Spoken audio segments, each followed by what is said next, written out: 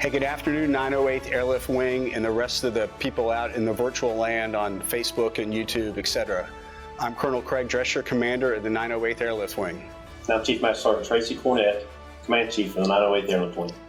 2020 was a very unique year. It presented a lot of challenges to us, a lot of things we had to overcome here at the wing. But we did a great job executing our mission and preparing our airmen for 2021. But we want to take some time today to recognize the outstanding nominees for Outstanding Airman of the Year and the winners of this year's Outstanding Airman of the Year. The commander of Air Force Reserve Command, Lieutenant General Richard Scobie, recently commented on what a wonderful job the 908th Airlift Wing had done executing the mission in 2020. And I couldn't agree with him more. We have 1,200 incredible airmen here supporting our country, serving in the 908th Airlift Wing. Chief Cornett and I want to take this opportunity to celebrate those wonderful airmen and their great accomplishments during 2020. Due to the COVID-19 situation, we weren't able to hold an annual awards banquet in person, so we've opted to go to a virtual platform in order to do this. The health and welfare of our airmen are the most important to us. We also couldn't let our members go unrecognized for the outstanding accomplishments and contributions to the wing's success. So this year's nominees and winners deserve to be recognized. I hope all of you are out there ready to celebrate with Chief and I. Get your noisemakers going. If you have your adult beverage, feel free. Social hour is still going on. So help us celebrate these wonderful airmen. We're going to have the group commanders and other leaders introduce to you our nominees, and then we're going to hear a few words from our guest speaker, and then we'll be ready to announce the winners to you.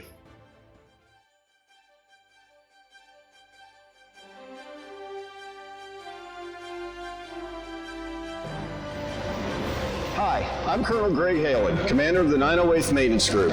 I'm here to present the nominees for the 908th Airlift Wing's Airman of the Year for 2020. And the nominees are, representing the 908th Maintenance Group, Senior Airman Bonnie Hardy, an avionics systems specialist with the 908th Maintenance Squadron. Representing the 908th Mission Support Group, Senior Airman Demisha Jones, a ground transportation operator with the 908th Logistics Readiness Squadron. Representing the 908th Wing Staff, Senior Airman Shelby Thurman, a public affairs specialist with the 908th Airlift Wing.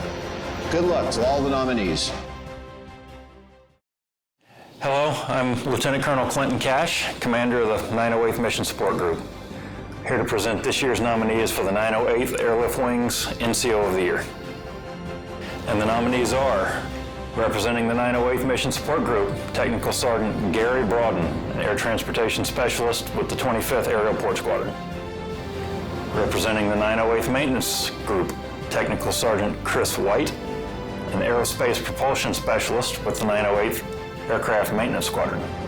And finally, representing the 908th Operations Group, Staff Sergeant Janie Murray, a flight engineer with the 357th Airlift Squadron. Good luck to all of this year's nominees. Hi, I'm Lieutenant Colonel Diane Patton, Commander of the 908th Operations Group. I'm here to present the nominees for the 908th Airlift Wing's Senior NCO of the Year for 2020. And the nominees are, representing the 908th Maintenance Group, Master Sergeant Tyler Aldridge, an Aircraft Hydraulics Systems Section Chief with the 908th Aircraft Maintenance Squadron. Representing the 908th Operations Group, Senior Master Sergeant Mila Butler, a Superintendent with the 908th Aeromedical Evacuation Squadron. Representing the 908th Mission Support Group, Master Sergeant Christopher Hines, a Logistics Plan Specialist with the 908th Logistics Readiness Squadron. Good luck to all the nominees. Hi, I'm Colonel Casey Burril, Vice Commander of the 908th Airlift Wing. I'm here to present the nominees for the 908th Airlift Wing's First Sergeant of the Year for 2020. And the nominees are, representing the 908th Operations Group, Master Sergeant Layla Collins, a First Sergeant with the 908th Aeromedical Evacuation Squadron. Representing the 908th Mission Support Group, Master Sergeant Rebecca Harrison, First Sergeant with the 908th Civil Engineer Squadron. Good luck to the nominees. Thank you, Group Commanders, for introducing all of our nominees. Now I'd like to take a chance or an opportunity to introduce to you our guest speaker. Our guest speaker recently retired from the Air Force.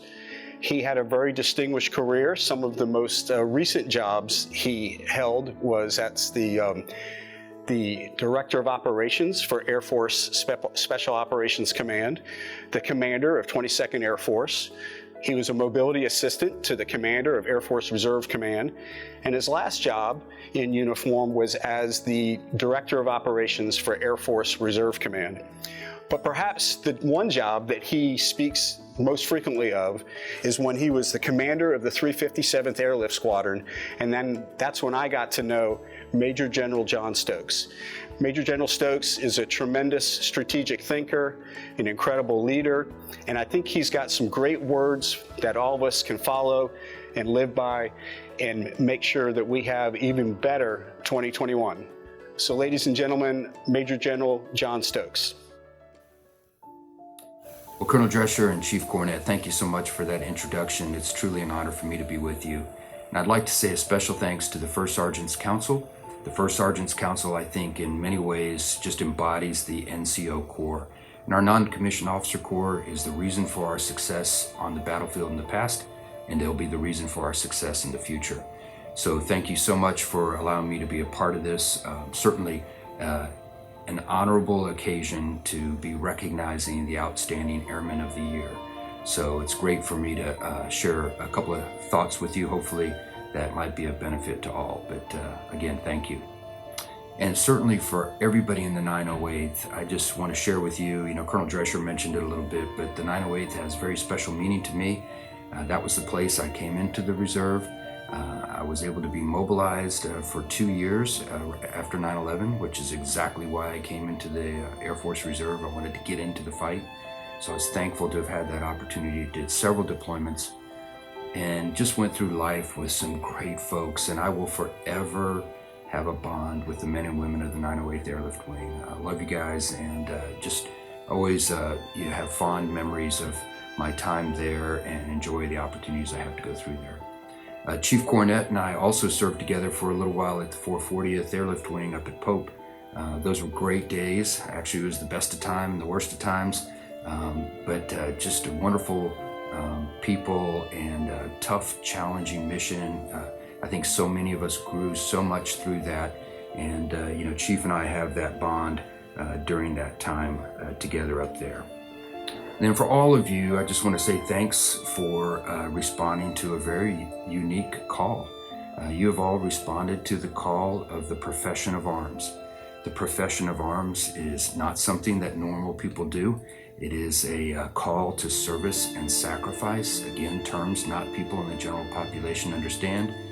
And it really separates you. Only 1% of our population raises their right hand and takes an oath to support and defend the Constitution of the United States. So thank you to all of you. I believe it's a noble calling. It's a calling that our nation is depending on. And I thank you guys all for separating yourself out. I had a boss in the past that used to refer to you as the exceptional 1%. And I truly believe that's the case. And sacrifice and service aren't normal things that we ask of our general population. And thank you all for standing in the gap to support our freedoms and protect our country. I do want to say just a few words to you this evening or this afternoon about our Air Force core values. And I believe that they're important for us. And some of you might roll your eyes, the core values. Can you recite them? Yeah, I suspect maybe most of you could recite the 3 core values, hopefully. But I think many of us aren't guided by our core values. We don't allow our core values to really come into our thought process when we're facing difficult situations. So I'd just like to offer a few thoughts to you with regards to that. And our core values for all of us as airmen is, certainly kind of the price of admission. We come in, we subscribe to these things. We have all, taken the oath, and as airmen, these are the things that we hold dear and in common. And it's important that we have that bond. We have a bond that I think unites us despite all of the things in our world that could divide us. As airmen, we share something that separates us and is a new and different identity. And I love that about service in the military. I love it about the teams that you form in the military, and there's just so much good that's there. And a lot of that is founded on trust. Trust is the currency we operate in. We should be acting in a manner that encourages trust amongst our teammates, but also amongst the American people. We need to act in a trustworthy manner. And I believe our core values really point us to that. So I'm going to just briefly highlight the core values, just with maybe some particular thoughts. And then a couple of just brief recommendations I would offer to all of you this afternoon.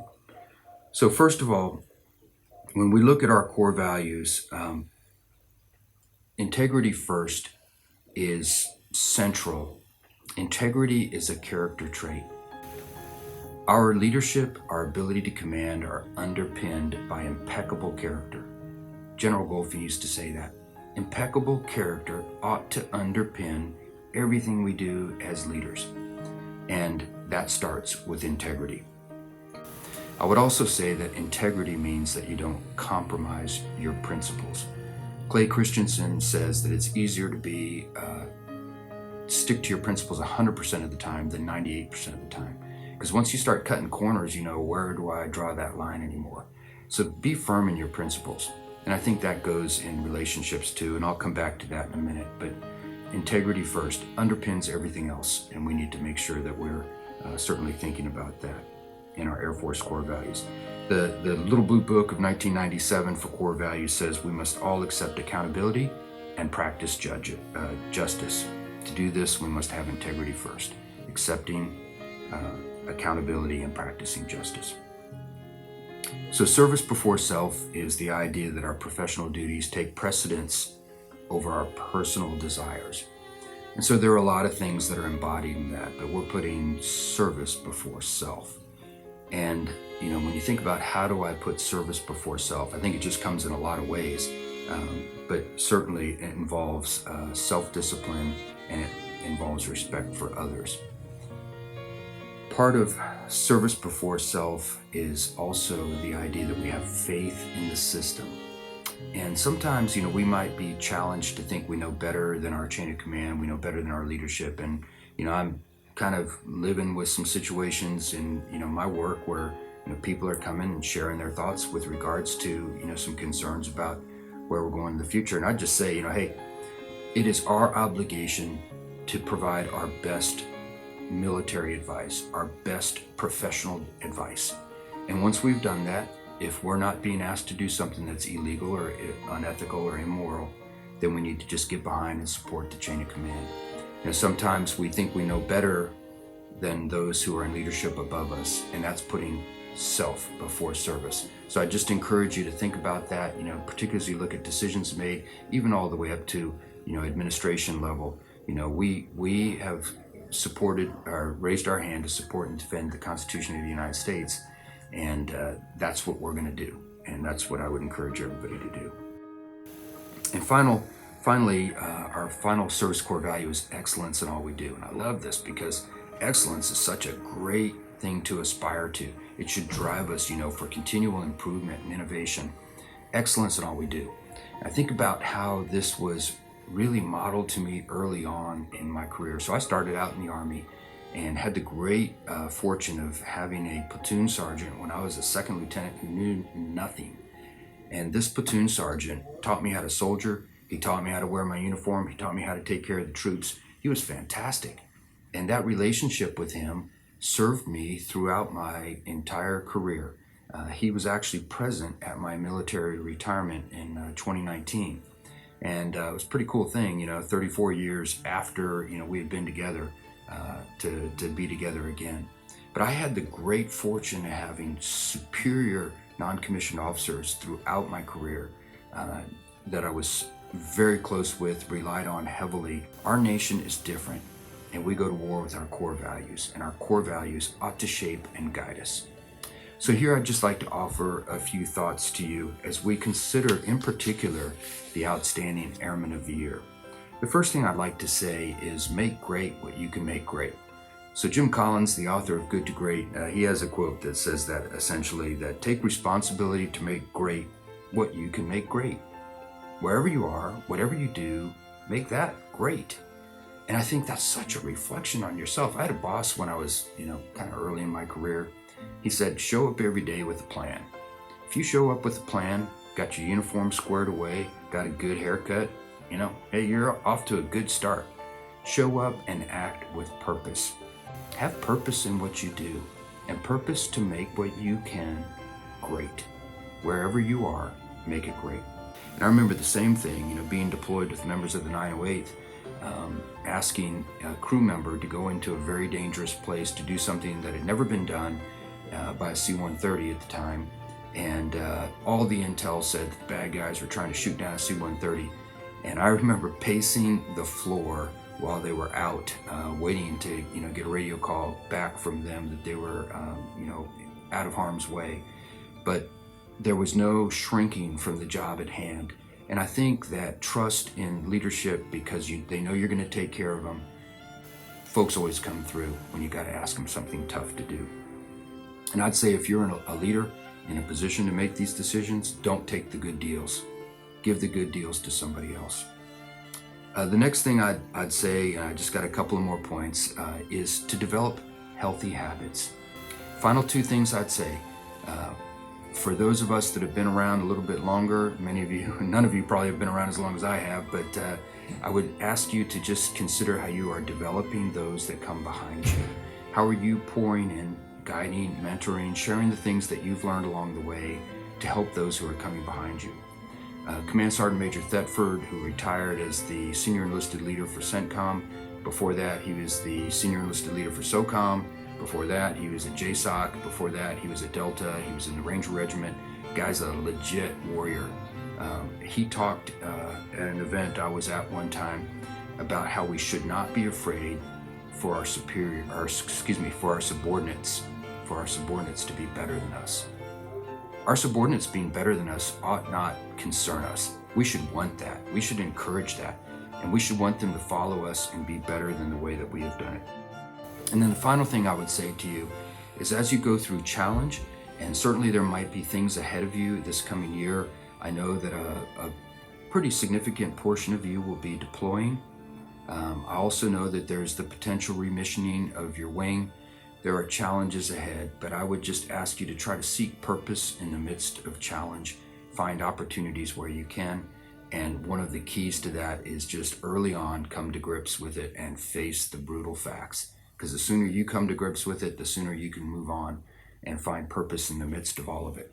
I would also say, that in regards to deployments, the times where you're challenged really show who you are. And I found that in my own life, it was in those times of challenge that I really grew and it made me better. And I think for many of us that have had deployments in the past, you look back on those times fondly. I mean, you might have to go through some experiences that aren't optimal, but oftentimes it's experiences that we look back with fondness.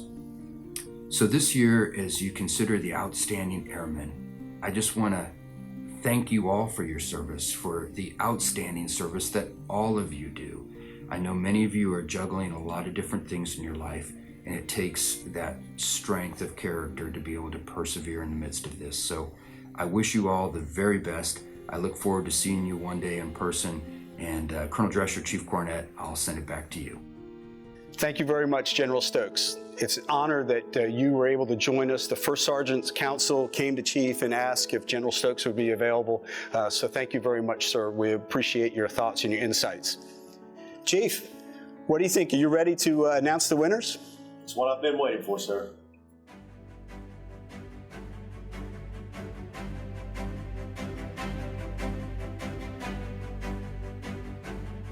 Do we have a list or? You wouldn't let me see the list. It's classified. Okay. Well, I just need to know the order. I assume we're starting with the airmen. Yeah. So go with But there's still something with that camera. It's not. I don't know. Okay. Looking from here. What do you think? No, hey, maybe come sit in Chief's seat. Brad, you hold that up. It's not the light. That was As we've been, you might want to move the camera so So when you're sitting here, It's the reflection. is it? Because how does the reflection look to see the 908th Airlift Wing Airman of the Year, Senior Airman Shelby Thurman? What? Yes, you're the winner.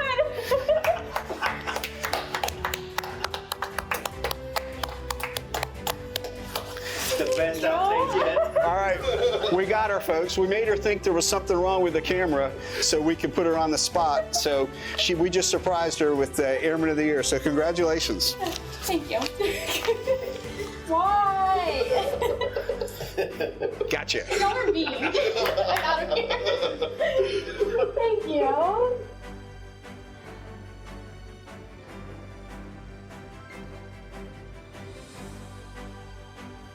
All right, Chief, that was Airman of the Year. We had to pull a quick one on Senior Airman Thurman because she is actually producing this video. So we had to trick her into looking in the camera to announce her from the Air Wing staff from our PA office, our Airman of the Year. So, Chief, that takes us to our non-commissioned officer category. The NCO of the Year for the 908th Airlift Wing is Staff Sergeant Jamie Murray from the 357th Airlift Squadron. Next up, Chief, is our senior non-commissioned officer. The 908th Airlift Wing Senior NCO of the Year is Master Sergeant Chris Hines from LRS. Chris Hines, great job. All right, Wing, the next category is my favorite category of leader in the Wing. First Sergeant. Chief, who is the First Sergeant of the Year?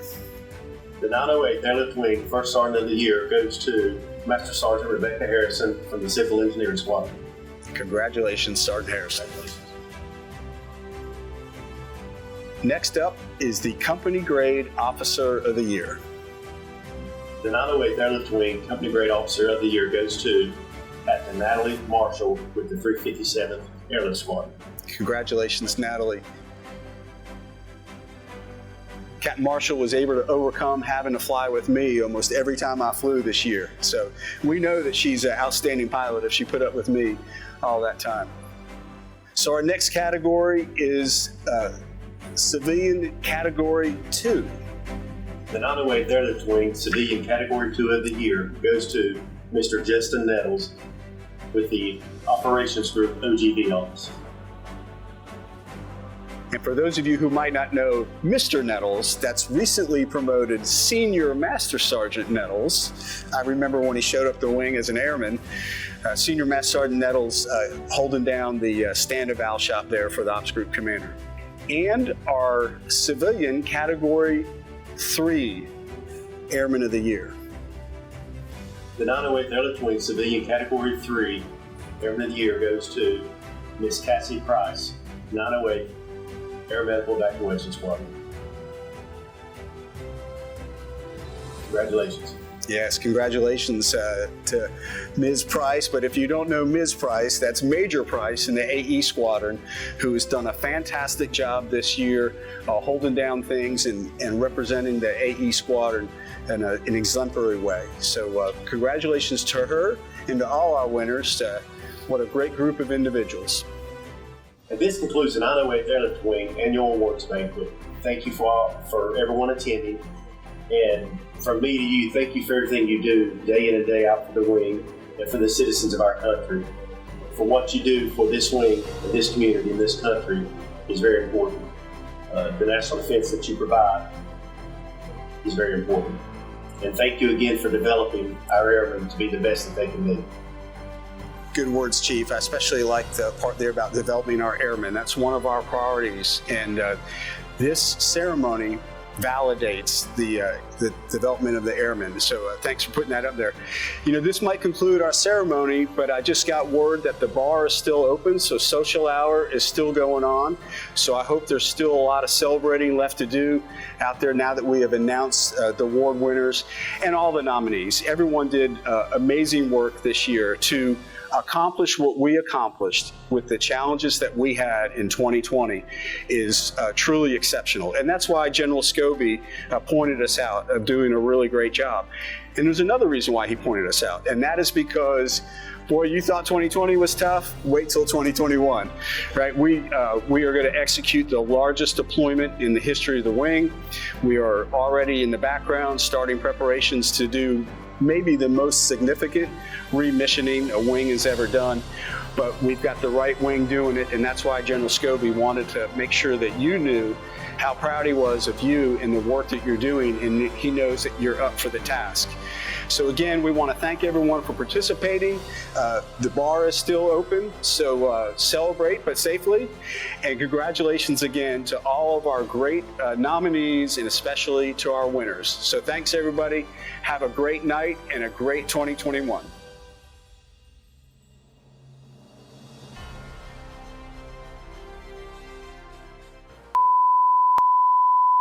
We couldn't hold our annual awards banquet this year due to the Coronavirus. Sir, please don't whisper. Hey,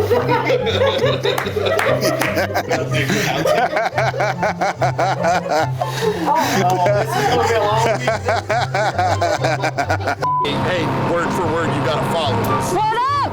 908. When Chief came and tell me, yeah, that. Representing the 908th Maintenance Group, Senior Airman Bonnie Hardy, who ironically is actually in the frame behind me. it's a lot easier when someone asks you questions. You're doing awesome, by the way. May have been bouncing. I'll try. This is not gonna work.